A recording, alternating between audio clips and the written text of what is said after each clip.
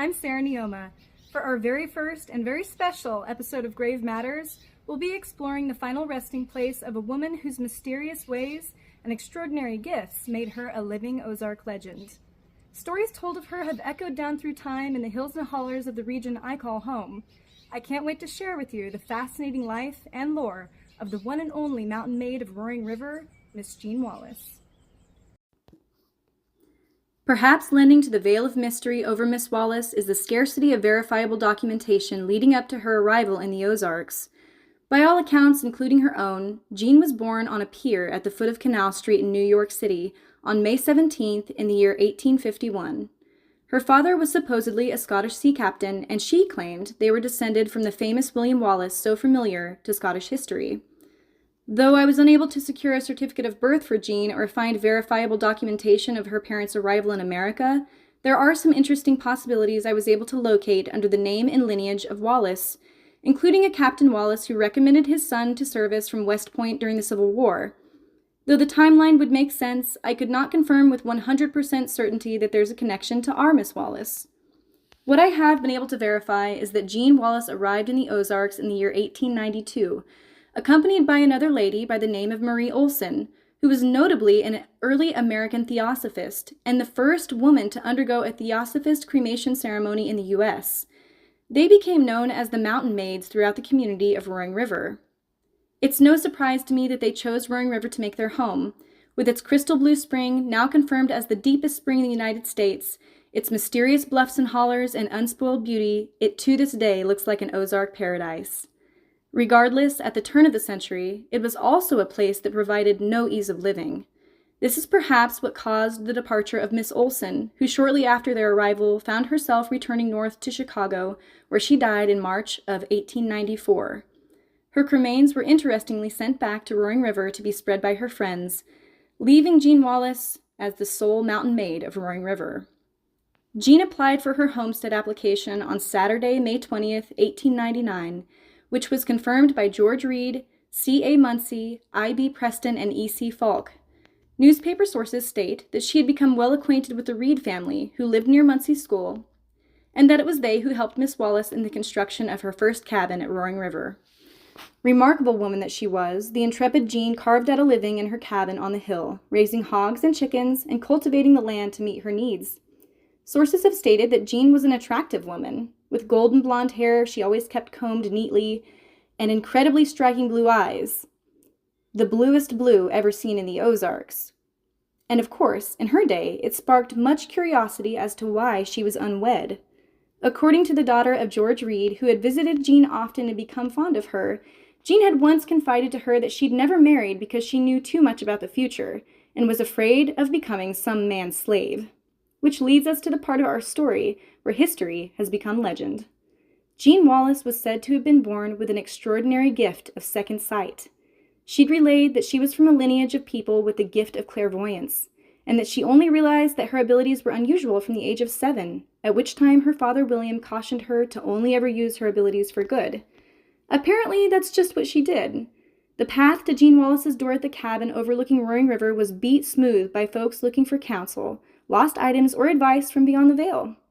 In reviewing newspaper articles of her day, it seems that the stream of guests and visitors to Miss Wallace's homestead seemed nearly constant. She was a gracious host, and was often mentioned for her hospitality as well as her mysterious gift.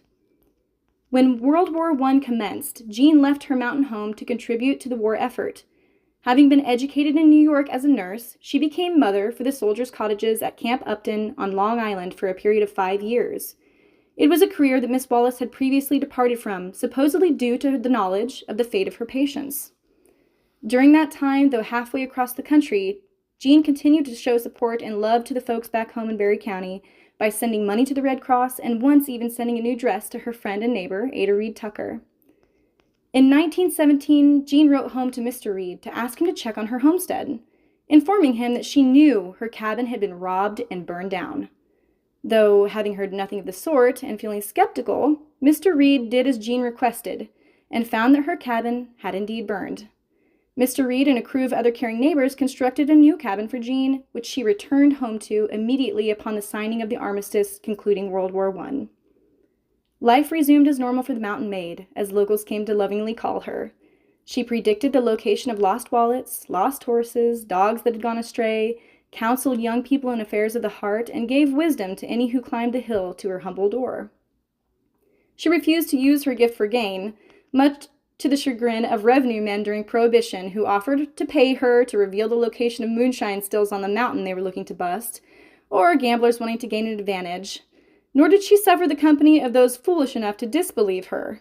One girl recalled being overcome with giggles at a visit, and though the girl's sister got her fortune told, Jean had nothing to reveal for her after that, saying she had no time for silly girls who couldn't talk plainly with her. The next one is a personal favorite story of mine, which I heard often growing up. Another young man, having lost an item, was encouraged by his friends to seek her wisdom in finding it. He said in reply, "That old fool can't tell me anything." Later, having become desperate, he went to visit Jean, but before he could even knock, she flung open the cabin door, saying, "This old fool can, but will not tell you anything." He then said a flurry of cats attacked his leg as she slammed the door, and he fled in terror, thinking she had some supernatural ability to control them. When asked later, Jean cleared that part up by saying the startled young man had simply stepped on one of her feline companion's tails in his surprise, and abruptly found himself in the middle of a cat fight. Other young scamps attempted to fool Jean by hiding their saddles and asking the old woman who had stolen them, to which she told them she knew they'd hidden them themselves, and furthermore, wild hogs were chewing on them. Unfortunately for the boys, it was all too true, and their saddles were ruined in pranking Miss Wallace. Jean was selective in her reasoning and did not seek profit or fame from her gift, though it was said she had precognition about life-changing world events at times, such as wars and the fall of leaders. She believed to profit from her gift would result in the loss of it.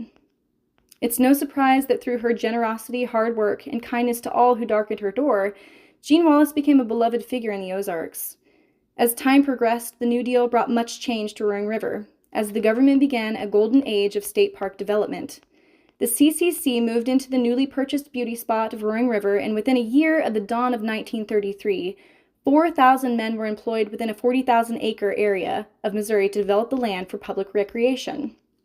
By this time, Jean had begun to feel the effects of old age, as we all eventually do. The 5-mile trek down the mountain for basic supplies became harder, and then nearly impossible for the old woman by the time the CCC camps populated the region. However, it wasn't long before the CCC boys had grown to love Miss Wallace as well, and they took it upon themselves to help and care for her in many ways, whether it was by chopping wood, carrying water, or bringing supplies up, just because they were headed that way, they said, because Miss Wallace would have never accepted charity. As with many early settlers, there was a stubbornness to Jean. In her advanced age, as caring for her home and herself became so difficult, many friends and neighbors asked her to come away from her remote cabin to be cared for, but Jean refused to leave the mountaintop she had called home and worked for so many years, claiming she knew it would once again burn down if she left. Perhaps that's what lends such irony to the events that would come next. Around February 16, 1940, she was asked by the Fields Photo Shop if pictures could be taken of her, and much to their surprise, she agreed, saying, "Take all you want." She'd been notoriously opposed to having her photograph taken up to that time, and it makes one wonder that despite her claim to be unable to foretell her own future, she somehow knew that 10 days later a raging cabin fire would burn her home completely to the ground and claim her life. On February 26, 1940, 2 boys hunting in the area spotted smoke and discovered the smoldering site. Nothing but metal scraps and charred pieces remained, and the only indication that Jean had truly perished was a handful of human bone fragments found in the ashes. The sheriff later concluded that in an attempt to stoke the fire with coal oil, Jean had caused an explosion that spread ferociously through the home. The community was truly shocked and saddened at the loss of their mysterious mountain maid. A plot in the Seligman Cemetery was provided by Mrs. Elliott, who had been a longtime friend of Jean's, and she was laid to rest there the Wednesday following her death. I visited not only her grave, but took it upon myself to hunt down the former site of her cabin.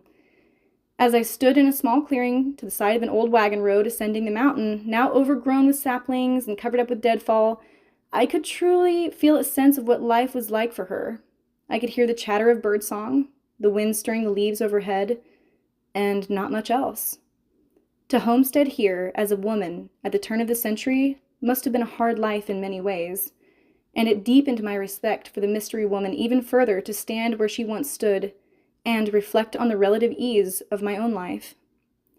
It was also clear to me how much folks cared for her, to have come up the trail to visit and bring things by in her later years, because it is a craggy, difficult, one-lane path to this day that many feet tread on just to have a visit with the legendary Jean Wallace. While sadly some local legends are forgotten over time and fade from collective memory, the impression Jean Wallace made upon the Ozarks is a lasting one. Folks remember the mountain maid fondly, and she was written about and discussed for many years after her death. So much so that in 2006, the Barry County Genealogical and Historical Society commissioned a descriptive memorial stone commemorating the legacy of Miss Wallace, which was dedicated at her gravesite in September of 2006. In researching Miss Wallace, I had the wonderful opportunity to visit the Barry County Museum in Cassville. In the very heart of this comprehensive museum, which celebrates the natural history and notable people of Barry County so professionally, sits a section dedicated solely to Jean Wallace. The care shown to preserve her memory and the respect shown in protecting her final resting place is a wonderful example of exactly what I want to strive for with Grave Matters. The past and the future belong to all of us, and we can all learn much from the histories behind the headstones. If you've enjoyed this episode and want to contribute to continued preservation, you can make a tax-deductible donation to the Barry County Genealogical and Historical Society at BCG&H Restoration/Museum Fund. Attention Registrar, P.O. Box 291, Cassville, Missouri 65625. I can't wait to see what we dig up next time on Grave Matters.